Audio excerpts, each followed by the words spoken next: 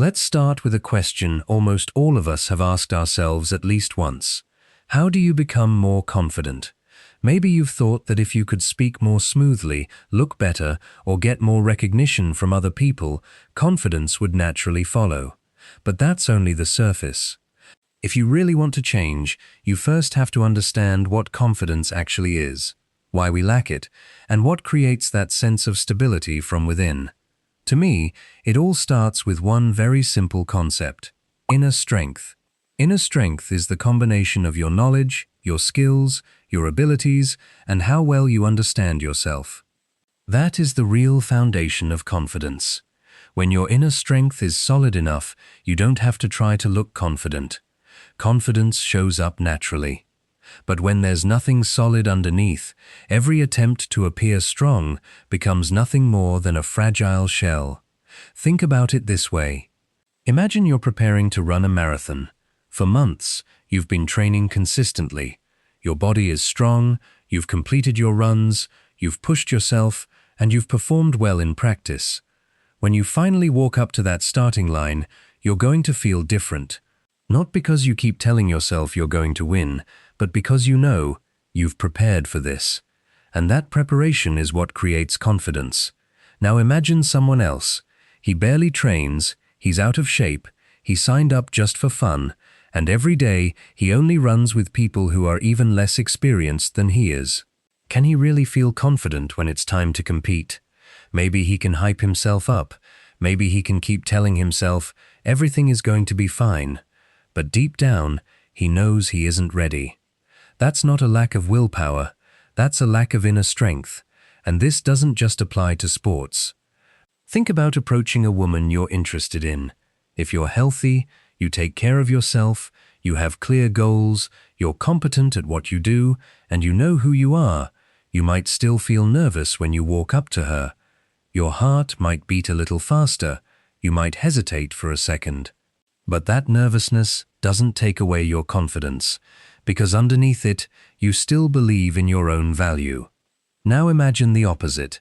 If there's nothing about yourself that genuinely makes you proud, you'll always find reasons to doubt yourself. You'll look at your height, your appearance, your bank account, other people, and eventually you'll convince yourself that you're not good enough. But the problem was never the woman. The problem is how you feel about yourself. And that's why I want to make one thing very clear. Don't confuse confidence with feeling nervous or afraid. They are completely different things. Even highly confident people can feel nervous before stepping onto a stage, walking into an important meeting, or facing people they want to impress. That's completely normal. Your body can react, your heart can race, your hands can get cold, your voice might shake a little during the first few minutes. But none of that means you've lost faith in yourself. A confident person usually just needs a little time to settle in, find their rhythm, and become comfortable with the situation. Someone who lacks confidence, on the other hand, often allows that anxiety to control everything they do.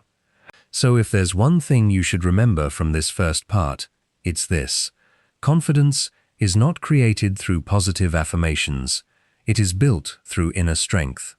As you become more capable, more knowledgeable, and more valuable, confidence begins to appear as a natural result.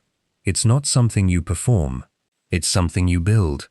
So now we've established something very important. Confidence is not something you try to display. It is the result of inner strength, which leads us to the next question. How do you build inner strength? To be honest, this is the part I once thought would disappoint a lot of people. Because the answer is almost too simple. So simple, in fact, that I once considered dropping this topic entirely because I thought people would expect some kind of special secret. But after reading so many of the questions you've sent me, I realized something. Most people aren't lacking information. What they're lacking is a clear path. So if you're waiting for a secret formula, a psychological trick, or some method that will let you wake up tomorrow morning and instantly become more confident, I'm sorry. It doesn't exist. There is no magic wand. There is no shortcut. If you want to build inner strength, you only need to follow 3 steps. They sound simple, but if you stick with them, they can completely change the way you see yourself. Step 1. Choose a field. It doesn't have to be your lifelong passion, and you don't have to look at it and immediately think, "This is my purpose." You just need to choose something that interests you enough to keep exploring it. Because here's the truth. Passion doesn't always come first. Sometimes passion only appears after you've spent enough time getting good at something. A lot of people stay stuck because they're constantly searching for their true passion. They try one thing, it gets difficult, so they switch to something else. That gets difficult too, so they switch again and again. Eventually, they never become good at anything, not because they lack ability, but because they never stay with anything long enough. Step 2. Build inner strength within that field. Learn, observe, read. Study people who are better than you. Practice, fail, adjust, repeat. If you're interested in business, spend time learning business. If you love design, immerse yourself in design. If you're into programming, let every day make you a slightly better programmer. What matters isn't how much information you consume. What matters is whether you're consistently improving in the same direction. And this is where a lot of people throw away their opportunity. They're learning one skill, then suddenly a new trend appears, so they abandon what they were doing and chase it. A few weeks later, another opportunity looks even more exciting, so they change direction again. They're always busy, always learning, always looking for the next thing, but they never truly improve, because focus is what builds inner strength, not constantly starting over. So once you've chosen a path, give yourself enough time to actually walk it. Don't let every new video, every new trend, or every new piece of advice pull you in a different direction. Inner strength isn't built by knowing a little bit about everything.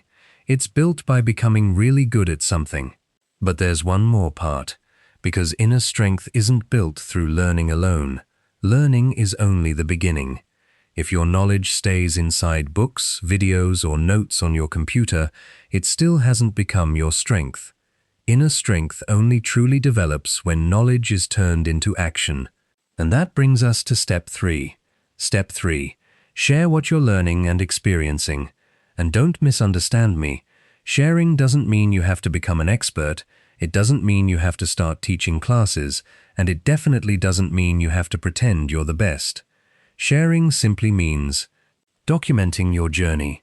It could be a short piece of writing, a Facebook post, a blog post, a video, a podcast, or even just a conversation with a few friends who share the same interests. The goal isn't to prove that you're better than anyone else. The goal is to turn knowledge into real-world experience. Because when you explain something to another person, you're forced to organize your thoughts. You start noticing gaps in your understanding. People ask questions you've never considered before, and that process helps you grow much faster. More importantly, you start getting feedback. Some people will agree with you, some will challenge you, some will offer advice, some will point out what you're missing. At first, that might feel uncomfortable, but if you learn how to receive it, every piece of feedback becomes an opportunity to strengthen yourself. And eventually, something interesting happens. You look back and realize you're no longer trying to appear confident. You simply are confident. Not because someone complimented you, not because you have a lot of followers, and not because you're famous, but because you know how far you've come. You know you've learned, you've done the work, you've failed, you've adjusted, and you've improved. That is a feeling no one can take away from you. And I want to emphasize something here. You don't need to be the best in your field before you have the right to share, and you don't need hundreds of thousands of followers either. Sometimes, having just 5 or 10 people who genuinely care about what you're doing is enough. You just need someone to listen, someone to respond, someone to exchange ideas with. And slowly, you'll begin to notice your confidence changing, day by day. Not because you're getting attention, but because you're starting to see your own value through the things you create. And this is something a lot of people misunderstand. The goal of confidence isn't to become a star. It isn't to make sure everyone knows who you are. And it isn't to always be the most noticeable person in the room. The goal of confidence is to help you become more stable. Stable in your thoughts, stable in your emotions, and grounded enough to keep walking the path you've chosen, even when no one is applauding.